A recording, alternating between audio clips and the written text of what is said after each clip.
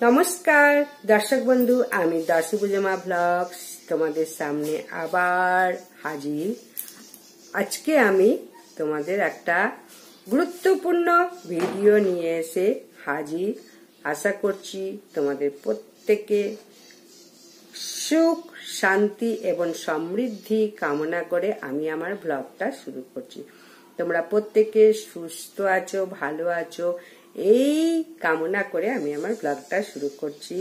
এই ব্লগটা কিন্তু শেষ পর্যন্ত দেখো, স্ক্রিপ্ট না করে, তোমাদের প্রত্যেককে ভালো লাগবে।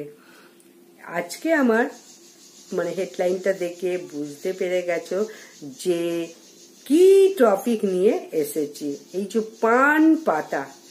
পান পাতার অসাধারণ উপকারিতা অনেকেই জানে না, বা অনেকে পান পাতা বাইরের দেশে চেনে না। তাই পান পাতার কতটা গুরুত্ব সেই সম্বন্ধে আমি আজকে বলবো। এই যে পান পাতা অনেকটাই প্রথমে তো বলবো পান গাছ, পান পাতা সূর্যের আলো শোষণ করার ক্ষমতা সব থেকে বেশি। আর পাতাটা জলে ভাসিয়ে দিলে সব সময় উত্তর দিকে বোঁটাটা থাকবে। এই পাতা খাওয়ার মাধ্যমেই মানুষের কর্মক্ষমতা পুরো আলাদা স্তরে পৌঁছাতে পারে, ঘুমও আসবে। এই পাতার এতটাই গুণাগুণ, আর এই স্ট্রেংথ এত সংবেদনশীল যে তা অনুভব ক্ষমতাকে বাড়িয়ে তোলে। পান পাতার এতটাই উপকারিতা।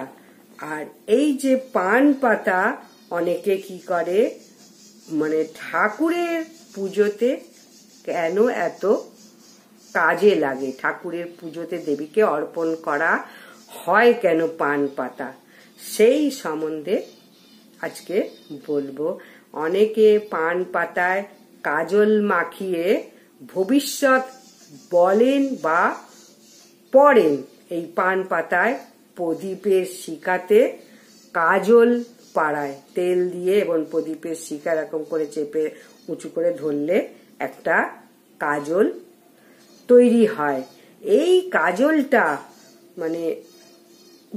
অনেকে কি করে, অনেক জ্যোতিষীরা বা যারা করে প্রদীপের কালি, সেই সংগ্রহ করে সেটাকে পান পাতায় মাখানোর একটা আগেকার দিনে প্রথা ছিল।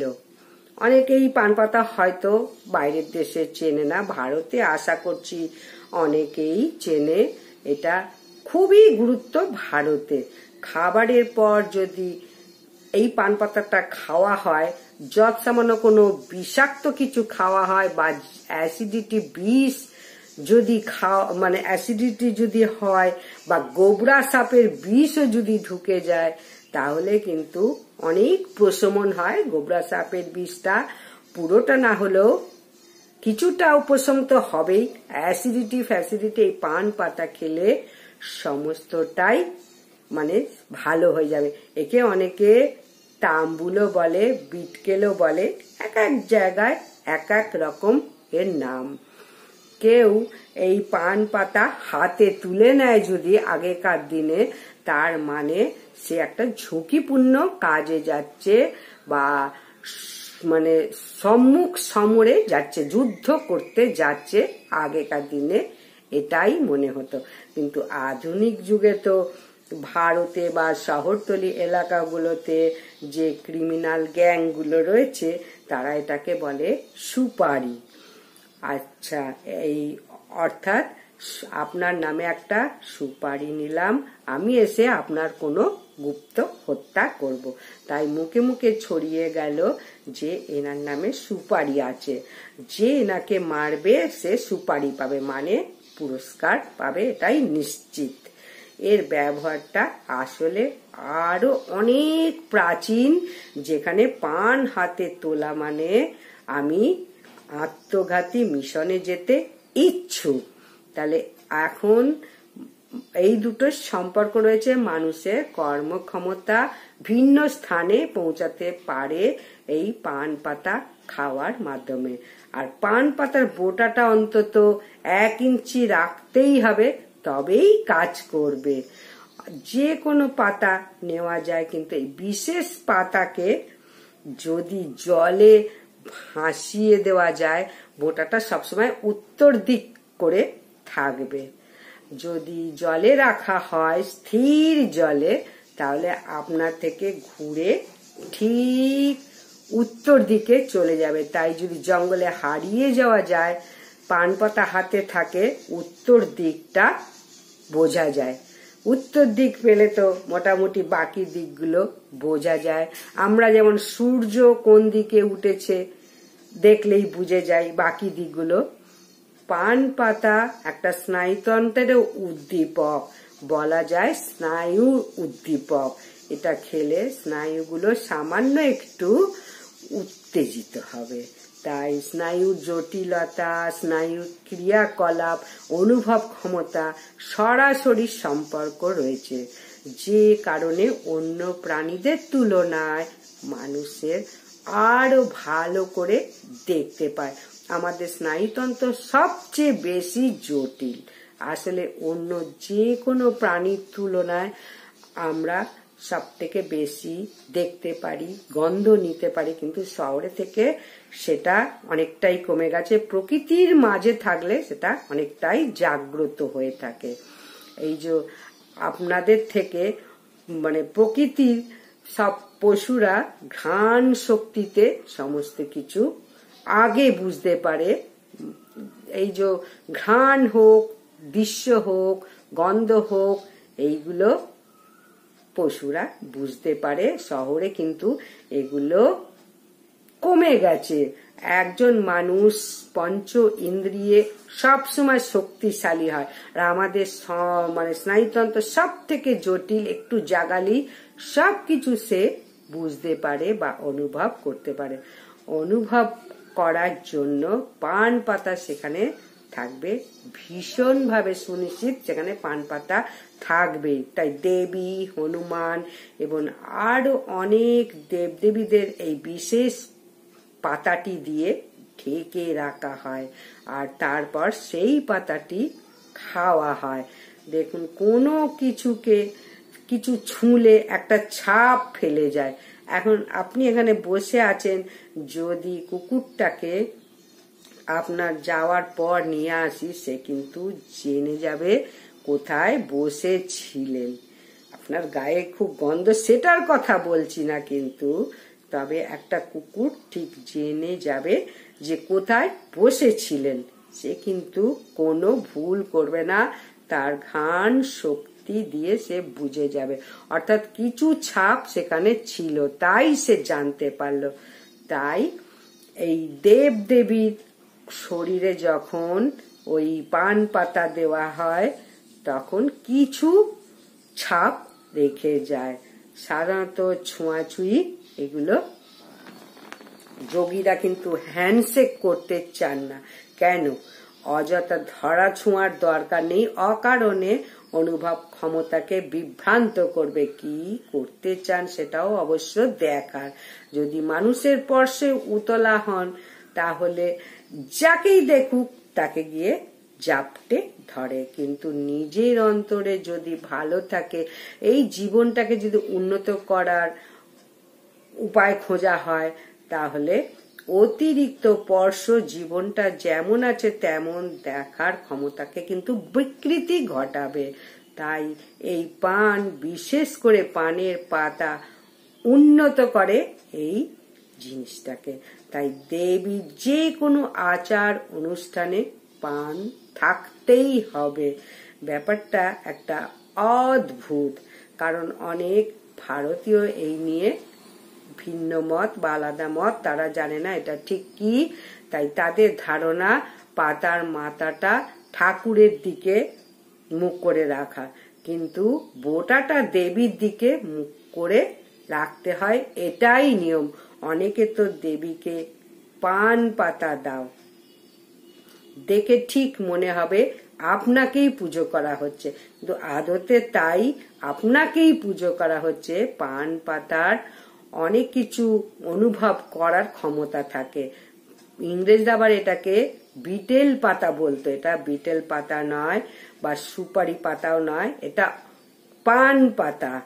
এই পাতার অন্য যে কোনো পাতার তুলনায় সূর্যের আলো শোষণ করার ক্ষমতা রাখে। প্রতি বর্গ ইঞ্চিতে সূর্য শোষণ করতে পারে। সেই জন্য কিন্তু এই পান গাছটা সরাসরি ছাওয়াতেই জন্ম হয়।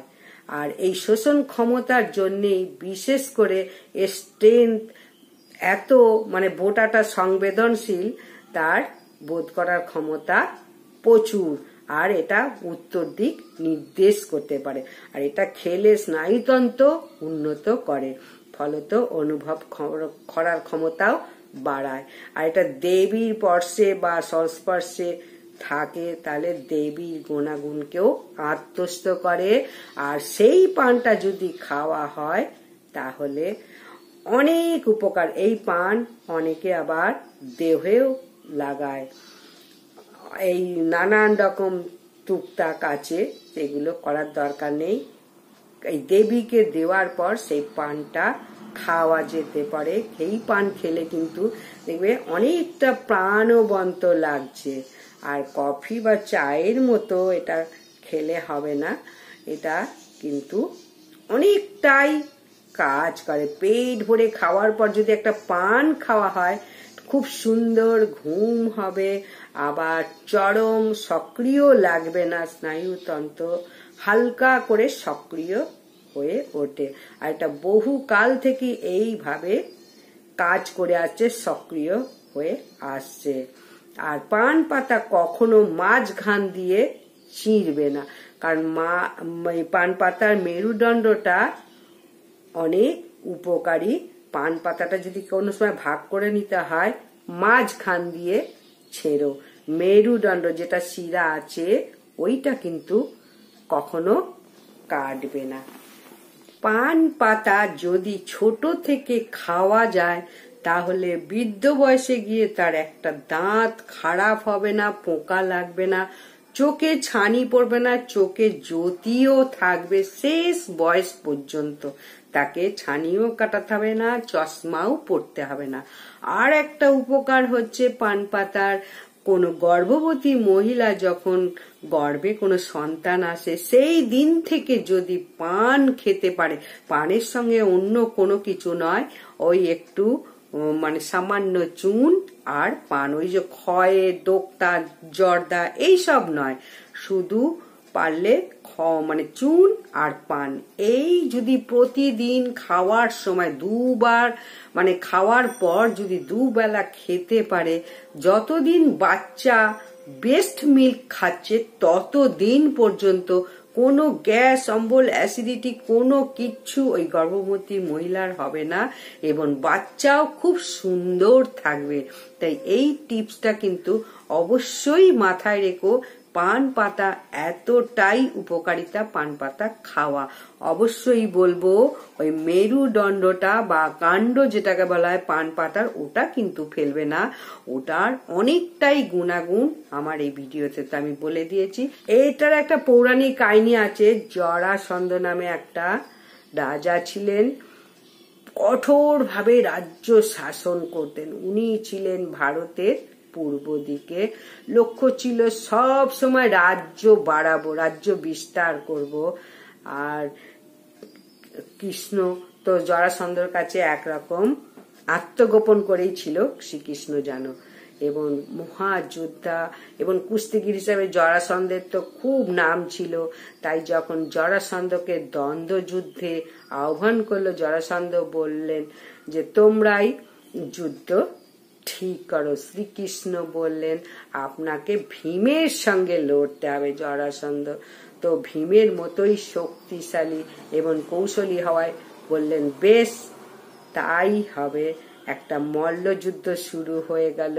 সবাই বলেন এই লড়াই নাকি 13 দিন ধরে চলেছিল। হয়তো রাতে ঠিকই ঘুমাতো, কিন্তু দিনের বেলা যুদ্ধ চলতো তখনও দুজনের সমান, যেটাকে বলা হয় ড্র, কেউ তখনও জেতেনি। দুজনেই ক্লান্তিতে বিধ্বস্ত, কোনো মতে নিজের পায়ে দাঁড়িয়ে পরিশ্রান্ত, কিন্তু কেউ হাঁটতে রাজি না। তখন শ্রীকৃষ্ণ বসে জরাসন্ধকে দেখতে থাকলেন, তাকে যাই করুক কিছুতেই মরে না। কৃষ্ণ রহস্য খুঁজছে। অবশ্য শ্রীকৃষ্ণ দেখলেন জরাসন্ধ একটা বর পেয়েছে, তাকে দুই ভাগে না ছিঁড়লে তিনি মরবেন না। তো সেই সময় শ্রীকৃষ্ণ বসে বসে পান আর সুপারি খাচ্ছিলেন। একটা পান পাতা সেই সময় নিলেন।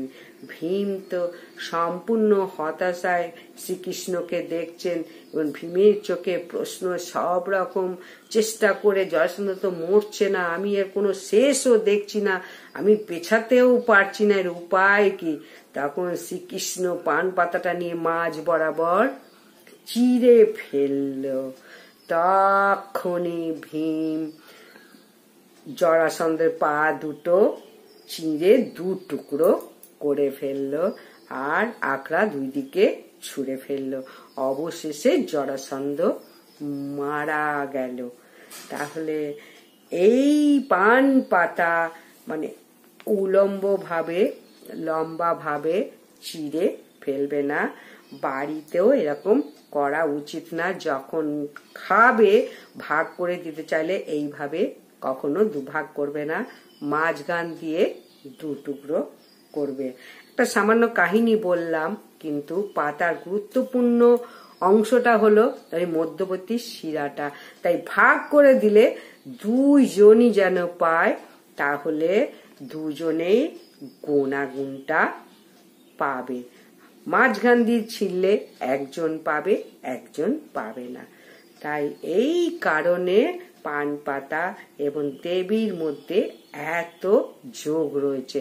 দুজনেই বোধ বা ধারণার মানুষের অনুভবের ক্ষমতা বাড়ায়।